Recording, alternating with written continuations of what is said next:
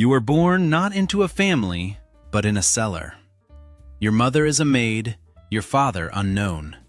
He might be a stableman or a guard. You are taken away on the third day. Your mother does not resist. They promise her a place in the kitchen and give her a copper coin. You end up in a room under the northern tower.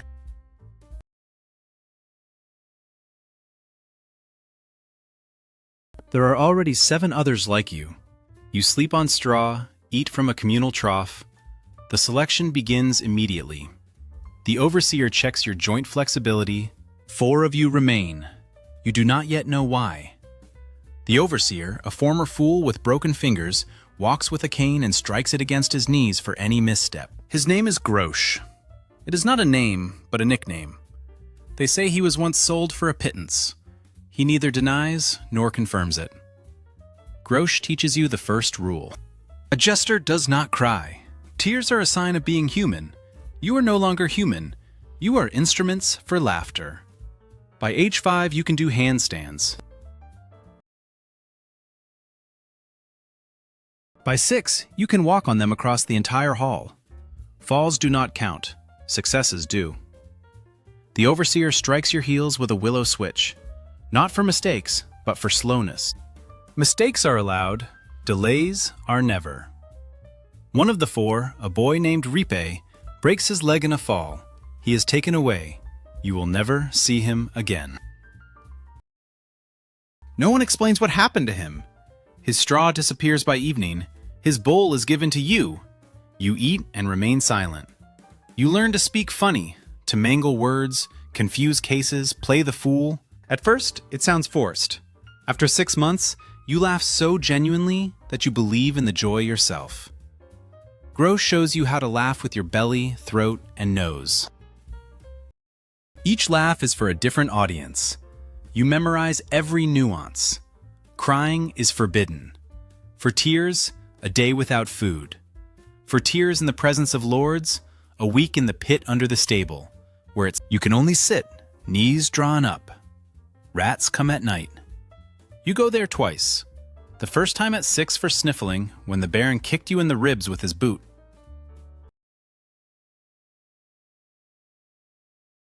The second time at 7 for not laughing loud enough.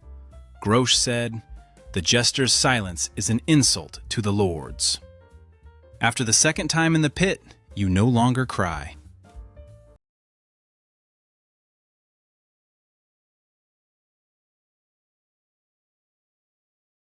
Something inside dries up, like a stream in summer. You do not understand if this is good or bad. By 8, you make your first performance. A small hall, a dozen guests. You are dressed in patchy colors and bells. You fall, make faces, receive a kick from the Baron. The hall bursts into laughter. The overseer nods approvingly from the doorway. This is your exam. You pass it. Now you are officially the court jester. You are 8 years old and you have a position. The other 2 do not pass the selection. One is sent to the kitchen to clean pots, the other sold to a traveling circus for 3 coins. You remain alone. You are an investment that has paid off. Grosh looks at you with something resembling approval, but without warmth. Your inventory is simple. A cap with 3 points, each with a bell. The bells must jingle with every movement you make. The cap is sewn from old fabric, soaked in the sweat of previous owners. You are the 4th one to wear it. This is not mentioned. You are wearing trousers made of 2 halves in different colors, red and yellow. The fabric is coarse, staining your skin and chafing between your thighs.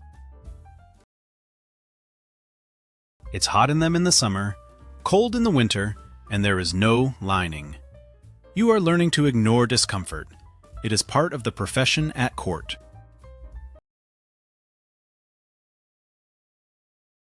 You have a rattle, a wooden head on a stick. You are required to carry it at all times. Losing the rattle means 20 lashes. The head is crudely carved, with a crooked smile. At night, you talk to it. It doesn't respond, but it is the only brook you have. You are given shoes with curled toes.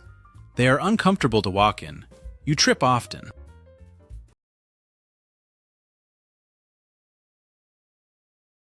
This is also part of the performance. The toes curl up 3 inches. They catch on everything while walking. You fall dozens of times a day. The falls must look funny. Now you sleep not in the basement, but in a nook touched by the hall. It is warm from the fireplace, and at night, rats crawl into the nook.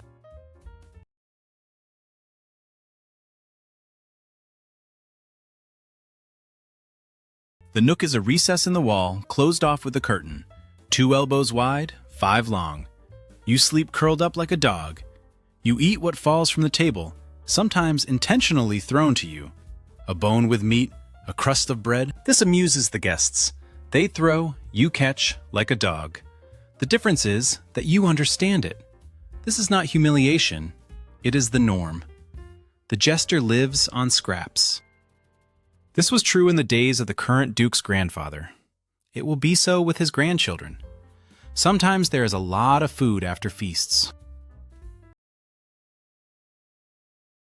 Sometimes there is nothing for weeks during Lent. Your stomach learns to contract and expand. The morning starts with stretching. Your body is your instrument.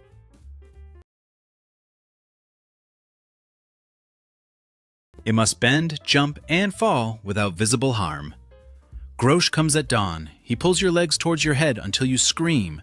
The scream is a signal to stop until next time. You practice falling. There are 6 ways to fall amusingly without breaking your neck. You know each one by heart. Falling on your back, arms out to the side, chin to chest. Falling forward, arms under you, cheek on the floor, rolling your eyes back. You are learning to juggle. First sticks, then apples, then knives. The palms are not punished. The scars on professional jesters' palms are marked. Every jester has them. Grosh shows his 14 white lines. You are taught acrobatics, a forward somersault, a backward somersault, a wheel, a one-handed handstand. Something snaps in your neck. Pain paralyzes you for 3 days. Grosh silently massages your back. By age 10, you know 300 jokes. Half of them are obscene. You don't understand their meaning, but you remember them by heart. Grosh makes you repeat them every evening. A joke about a monk and a goat. A joke about a knight and his sword. A joke about a widow and a candle. You are learning to read faces. The Duke frowns. A crude joke is needed. The Duchess is bored. A parody on someone from the meadow is required. You memorize micro-expressions. A raised eyebrow, pursed lips, a twitch of the cheek. Each one is a signal to change tactics. You remember who you can mimic. The bishop cannot be mimicked. The chief steward can. The younger son of the duke can. The elder son cannot. He will one day be a duke, a lesser jester, like you. It's easy to laugh at such. The rules change without warning. Yesterday, a joke about the treasurer elicited laughter. Today, the treasurer is in disgrace, and you are silent. You learn to feel politics with your skin. You enter the hall and immediately understand who is in favor by where they stand. Your memory is your protection. You remember who is in favor, who is out of favor, who sleeps with another's wife, who owes money. You know more than most courtiers. They take you seriously. This is your main advantage over them. At the age of 12, you witness executions for the first time. They arrange it in the castle courtyard.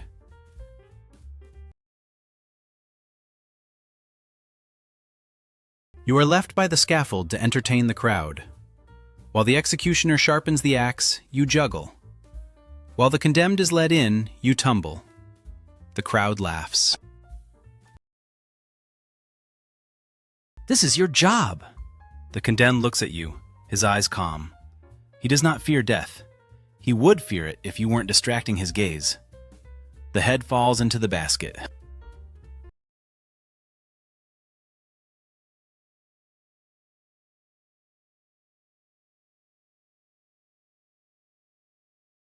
You do not stop your performance. The Duke is watching you, not the executed. You are doing everything right. Blood splatters onto your yellow trousers.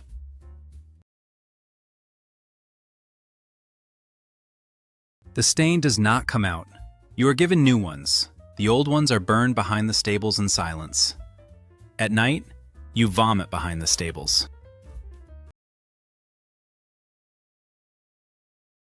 The keeper finds you, gives you water, says nothing.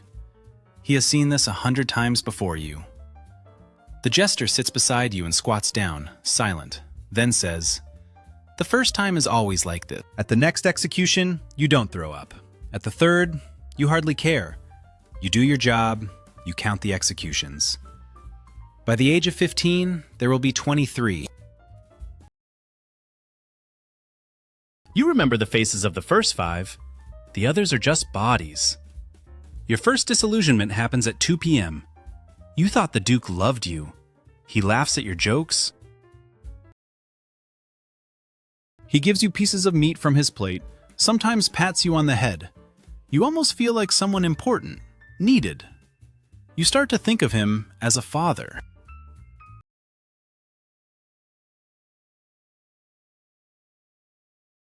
You have never had a father. The Duke comes closest to that image in your mind. Then you fall ill. 2 weeks of fever. You are taken to the basement to avoid infecting the lords. No one comes to visit. You lie on the same straw you slept on as a child. The circle closes. You think you will die here, where it all began. When you recover, another jester takes your place. He was taken from a neighboring duchy. He is younger, knows new jokes. His name is Bubnik.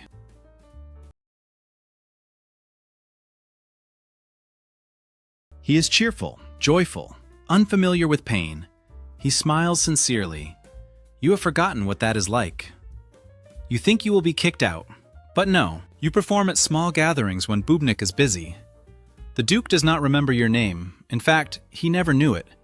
You were just a jester, a function, not a person with a name. You cross paths with him in the corridor. He looks right through. To him, you are part of the wall, furniture, a shadow of no significance. You understand? You are an instrument, like a lute player's. If you break, they'll get a new one. You stop expecting gratitude. Bubnik says, "Now you understand." This is not consolation, it's a statement of fact. He went through the same thing 40 years ago. You are 15 when you first use your position. You know that the stableman steals oats and sells them in the city. Did you see him loading the sacks at night?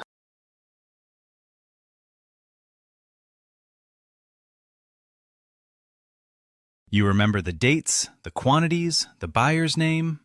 Information is your only currency. You don't snitch. You hint to the stableman that you know. He starts giving you proper food. You learn to survive here. This is the first deal. There will be others. The laundress pays with her silence about her affair with the guard. The cook trades a piece of meat for the butler's secret. At 16, you understand court politics better than many knights. They see you as a threat. This is your power. You hear conversations hidden from others. The fool is mocked. The jester is like furniture. He cannot be a witness. One day, you overhear a conspiracy. The Duke's younger brother plans to poison him. You memorize names, dates, names of poisons. The conspirators speak openly in your presence. You sit in a corner playing with a rattle. To them, you're an idiot in colorful rags. You do nothing. This is not your war. The conspiracy, the brother is executed. You juggle with his treasury. He looks at you from the bridge. recognizes you, realizes that you knew.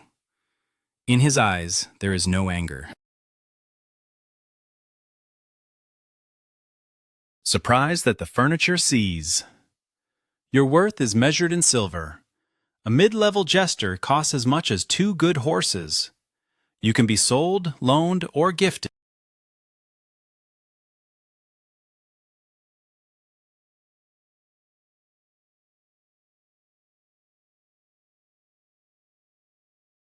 In the castle's registry, you are listed between hunting falcons and carpets. Inventory. Property. Number 47/3. The Duke gifts you to his ally for 3 months.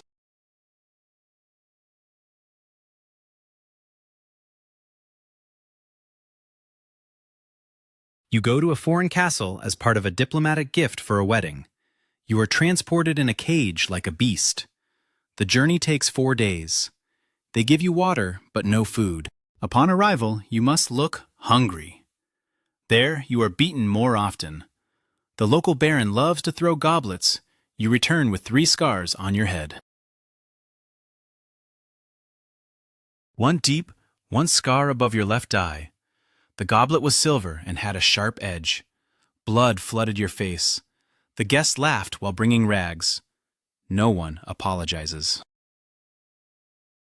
You are expendable. You hide the scars under a cap. The jingles ring as before with every step. By the age of 20, your body starts to pay the price. Your knees creak with every squat, even without any weight. Do you remember jumping without pain? That was long ago. Now every jump is a negotiation between will and joints. Your shoulder dislocates during a somersault. You set it back yourself in the niche of the touched hall. It takes half an hour, and the rag in your teeth from the pain.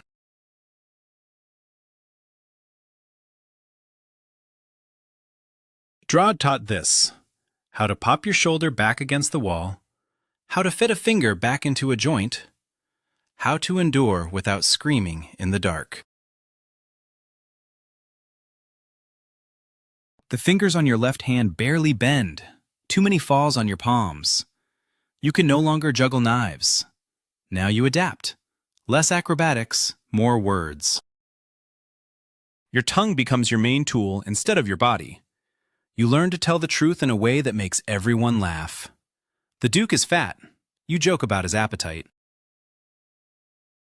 He wants to laugh the loudest. Your grace is so full of life that it spills out from all sides. The hall roars. The Duke pats his belly and nods. This is a dangerous line. Today the Duke laughs. Tomorrow he may order your tongue ripped out. You learn to feel the edge with your skin. One jester from the neighboring yard was hanged for a joke about the Countess's infertility. You know the story and remember it every day. He had a beautiful voice. He thought that talent protected him from the noose. His body hung on display for 3 days. By 20, you outlive your first owner. The Duke dies from gout. His son becomes the new ruler of the castle. The Duke's death brings 3 days of mourning. You sit in a niche, silent. Jesting is forbidden. The bells are taken off and hidden until the funeral. The new Duke does not like you. You remind him of his childhood and a stern father. He looks at you and frowns when you meet. One day he says, "Did you laugh when my father beat me?" You don't remember it. Perhaps it happened. You laughed at everything. You are sent to a distant wing. You only perform at grand receptions, when traditional court splendor is needed. The distant wing has cold rooms without fireplaces. In winter, you sleep fully clothed. The water in the pitcher freezes by morning. The young Duke prefers musicians and dwarfs. Fashion changes. You are an outdated model of entertainment for the new court. The belle becomes the chief jester. You are his shadow, a backup option. You are not friends. You compete for a place in the sun. You learn to be invisible. It saves your life. You are not noticed, not touched. You take off your bells outside of performances. You move along the walls, not looking into the Lord's eyes, bowing to everyone above you. Everyone except for the dogs. At 30, you look 50. Your skin is gray, your hair is white, your back constantly aches, your body is worn like a cloak. Grosch dies that year. He is found in a closet under the stairs. He lies on his side, his hand under his head, as if he simply fell asleep. He is buried without ceremony. A pit behind the wall, a wooden cross with no name. You are the only one at the funeral. It is drizzling lightly. You cough up blood in the mornings.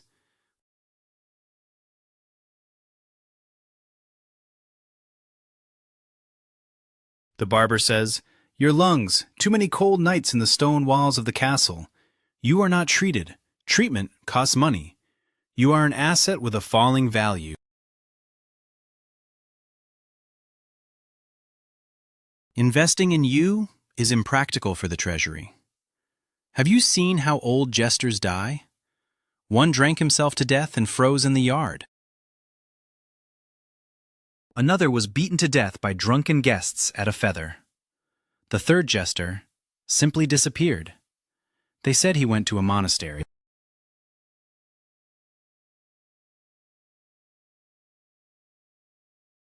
Most likely, he was taken away and dumped in a ditch like a dog. You plan an escape. You save copper coins tossed after performances. In 5 years, you gather enough for a month's worth of food. You hide the coins in a crevice under a stone. Every night, you check to make sure they are there. This is your hope, fragile and singular. Then you are searched. The money is taken away. It's not allowed to have savings. You belong to the court, including your wallet. The steward looks at you with contempt. You thought about escaping. You stay silent. Responding would mean admitting guilt. Remaining silent also indicates it. You try to escape at 33, at night, through the kitchen, through the backyard. You are caught at the gate and immediately beaten.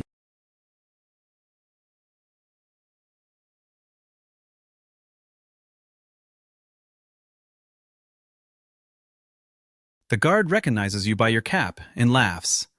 The jester decided to become a man. He kicks you in the stomach. You curl up on the ground.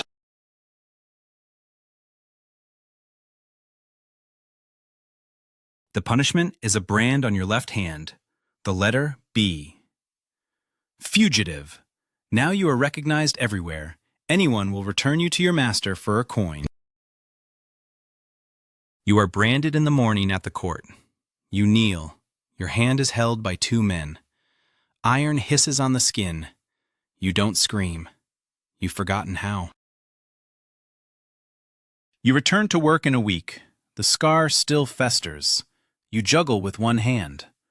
The hall applauds your trick. They think, it's a new act. You don't break a sweat. Let them think whatever they want, as long as you remain useful. By the age of 30, you were already a caretaker. You outlived 3 dukes, 2 duchesses, 1 conspiracy, 2 plagues, and 4 years. You become the chief jester by default again. You are the living memory of the court. You know where the skeletons are buried.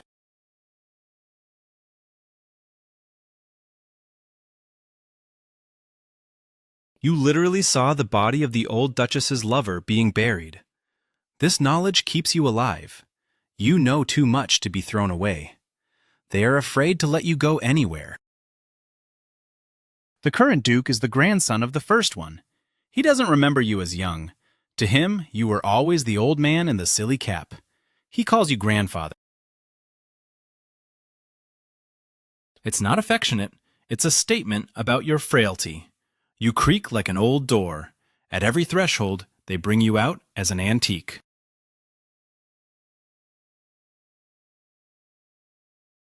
Look, the jester who served even for the great-grandfather, a living relic of the ancient court. You make the same jokes you made 30 years ago. No one remembers they are old. The new generation laughs at them. The joke about the monk and the goat. The joke about the knight and the sword. The joke about the widow and the candle.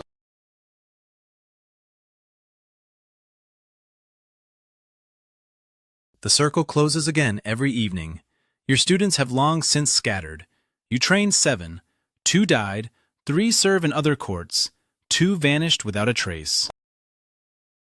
You taught them the same way you taught Grosch. The pond of repetition, the pit, repetition until it becomes automatic. You don't know another way to teach. You don't know if you have children. Perhaps you do. Maidservants sometimes came at night. If there are children, they don't know you. One maid, Martha, was pregnant. She was sent to the village. You didn't ask what happened to the child. It's not your business. At 45, you fall during a performance. Not on purpose, your legs give way. The hall laughs, thinking it's a trick. You lie on the floor, trying to breathe. Your heart beats irregularly.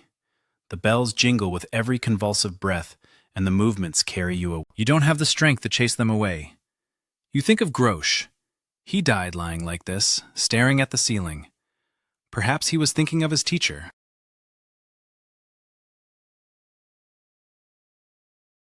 The chain fades into darkness.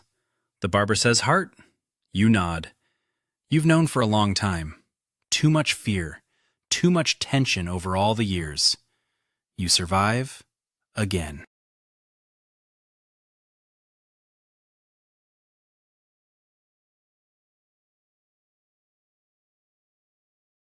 Your body refuses to die, though it should have long ago.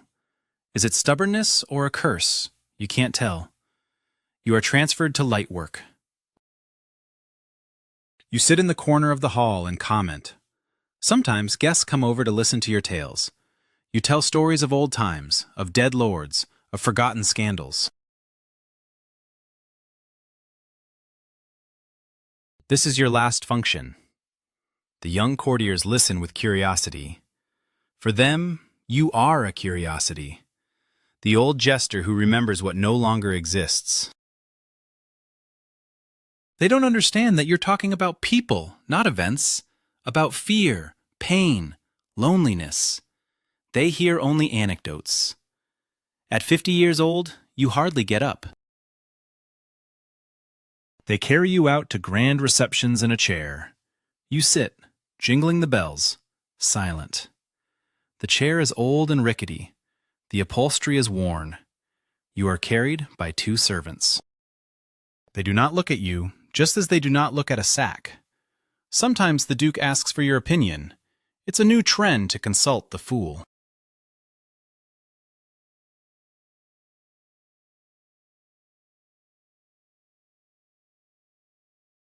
Supposedly, fools tell the truth to everyone. You say what is expected of you. Half-truths wrapped in humor. You have long forgotten how to speak plainly, even to yourself. Your Grace. Enemies are like fleas. The more you scratch, the more it itches. The Duke nods, pretending to understand. At night, you lie in your niche and listen to the castle quieting down. The same fireplace, the same... She died long ago. You don't know when. No one informed you. You weren't meant to know about her. Do you remember her face? Vaguely. Dark hair, tired eyes. She didn't cry when they took you away. Maybe she couldn't, like you? You think of children who might exist. They are older now than you were when you faced the first reception of life. If Martha's son is alive, he could be anyone. A peasant, a soldier, a fool at another court. You think of freedom. You have never been free, not knowing what it is. You are not sure you want to know now. Freedom is hunger, cold, a lack of shelter. It is fear of every passerby. A cage, at least, is predictable in its way. One morning, you don't wake up.